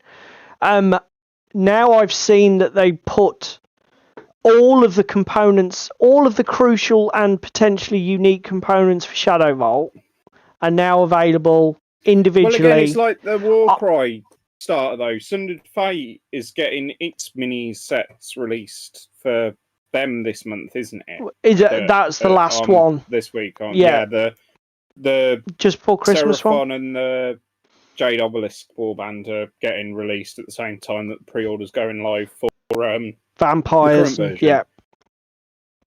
I mean, I'm going to probably bite this weekend for Warcry. Is the honest answer, because I've been on the fence about it for so long. Yeah. The terrain doesn't... The Gur terrain doesn't do anything for me. No. Compared to the first wave releases. Yeah, you particularly like Red Harvest, didn't you? The mine one? Red Harvest with that, with the mine and the dredge sets is just gorgeous terrain. Completely and utterly unique for the set. Yeah. This Warcry Heart of Gur terrain, and basically, again, similarly to Shadow Vaults, where they're recycling the terrain across the 3 releases is a bit of feel bads. Because basically, for me, if I saw, for example, there's a new Kill Team releasing after this one that's got some really gorgeous terrain in it, but I don't like the warbands, well, I'll just keep my powder dry until there's 2 warbands that I do like, and then buy it at that point. Which is what I'm now doing with Warcry and the Blood Hunt set. Yeah, but I think that's quite... I think as long as you release anything that's... It's like the Shadow Vaults had essentially the same terrain set as Into the Dark, but it did have one unique sprue with like a little generator and some weird little bits. Yeah, so it had one unique terrain sprue, or 2 copies of that sprue, and it had a little upgrade sprue for the Necrons, and then the rest of it was just core shit that they've marketed 100 times before. Then it had the Kazakin sprue, which was new for that box. Yeah. And they have now taken all of those items and packaged them for sale individually. Now, I am pretty much certain, bearing in mind Shadow Vaults was 125 or whatever it was, I'm pretty much certain that the Kazakin will be about 35, 40 quid, the Necrons will be about 35, 40 quid, and the terrain sprue will be about 35 or 40 quid. So that all 3 of those unique components will add up to the same as the Shadow Vault box set.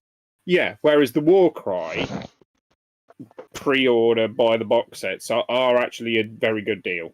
Well, to be fair, Shadow Vault is, because I got the 3 upgrade sprues that they're going to send on me, and all of that terrain.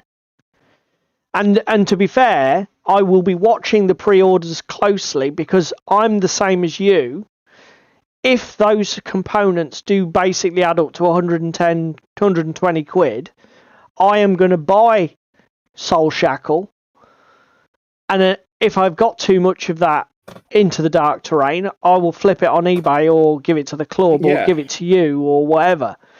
But there is no point me, for the sake of a tenner, waiting 3 months for them to release all the little bits that I would like and then charge me the same as if I'd bought the big box. So from that point of view, the big box is value. I mean, it's a bit arbitrary because they're effectively overpricing the unique elements. But that's Games Workshop. That's the way that they do things. I mean, again, for the Warcry, you get your 2 warbands that I think are like 35 quid retail. So that's 70 quid's worth of your 110. You get your terrain, which is about 40, 50 quid. So that's 120. Then obviously, like you say, you get some extras in it. Rulebook cut tokens, that kind of shit. So the big bundles are value. But it's only like because their stuff's fucking expensive anyway. It's what I said to you. I've said this to you before. It's arbitrary value. Do you know what I mean? If I buy a box of cornflakes and sell you a cornflake at £1 each, a box of cornflakes looks like fantastic value. But what twat pays £1 for a cornflake? You know? Yeah.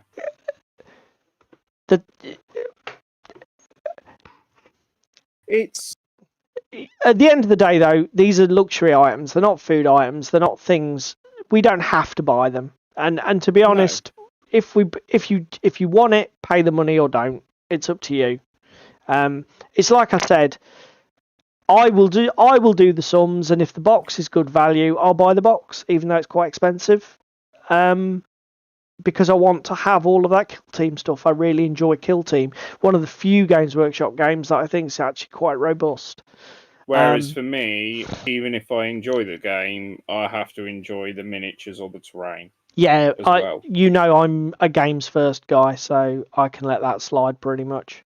Although I do like a lot of the 40k. To be fair, I'm really looking forward to these Warcry vampires because they've got that little samurai aesthetic. Yeah, they do look very good. I'll be honest. I've said to you before about War Underworlds. I could easily buy every single Underworld's warband because they all look amazing. They're great models. I don't think there's a single one I would not enjoy painting. It's just that there's so much I can only afford. Again though, Underworlds, they did realise the issue that they were having of releasing a big box and 4 warbands per cycle. So they trimmed it a little bit. Did dial it back to basically 2 warbands and a big box per cycle. I mean, it just so happens that your cycles get quicker. Well, also, I mean, the issue, I mean, the brutal truth on the table is this: Games Workshop products are so priced that I can only afford to support one Games Workshop game. As in, really indulge myself with keeping up with the release schedule and buying everything, etc. I can buy a Blood Bowl team once every 2 years. I can, buy a Warcry warband once every 6 months, once every 2 years, as I see fit. But in terms of keeping up with the release schedule, if I do one game, that's so much of my gaming budget, I can't do it for 2. I'd love to do it for Underworlds as well as Kill Team, but I just prefer Kill Teams.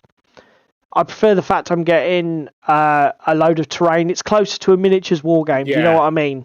I think because it tickles your wargaming pickle rather than being a game for the enjoyment of it. And even as somebody who enjoys board games with miniatures, I enjoy board games with miniatures. I was about to say, your Arkham Horror LCG, keeping up with that. Oh yeah, and but again, it's the same thing for Fantasy Flight. They produce, again, to be fair to Games Workshop, this is not a problem that's exclusive to them. I could easily buy the Arkham Horror board game, the Eldritch Horror, Mansions of Madness with all of its expansions, Eldritch Horror with all of its expansions, the Living Card game. I love the whole Arkham Mythos world, but I can't. Their products aren't cheap, and I just had to pick one in the field. I picked the card game based on what I'd seen on YouTube on Team Covenant's playthroughs and that. And that's the one I do. Like you say, there's a new small pack release coming out in a couple of months that is starting to be teased on the internet, and I'll be getting that. I would love to be attacking Mansions of Madness, but I can't. I can't buy everything. It's the reason that I went for the board game. Yeah. Because you've already got the card game. I like the board game. I like the fact that it's modular. Played it at UK Games Expo, bought it the year after. To be fair, as good friends as we are, it also makes sense. Again, tip for everybody at home. If you've got a good friend and you're both into the same shit, this is an expensive hobby. Share the love. When you've got things that you both want to play and do, just share out what you're going to buy between you, because Christ almighty, does it make keeping up with stuff easy? Because again, it's like Necromunda. Easier, I should say. / when you get into it and you enjoy it, I'm going to be the one that's probably packing the table for it and everything else. Sure. So lean on me. Yeah, definitely. I mean, again, by my own... and AOS are the two probably where we're pretty tied on what we have and what we've got. To be fair, though, you and I are not... Our enthusiasm for those games is easily satisfied by the stuff that we've already got and have had for years. I've got one, Tim, but it's not in German, mate. Well, it tends to involve a lot of obscene language as well, doesn't it, Ginge? Anything I write would definitely have obscene language in it. I can tell you that's a fucking fact. Right, mate. We're coming up with 2 minutes to go. Thank you, everybody. How did you get on with what you did tonight, then? Let me see if I can... to be honest, I did get all my airbrush work done. Let me just see if I can get my camera back on.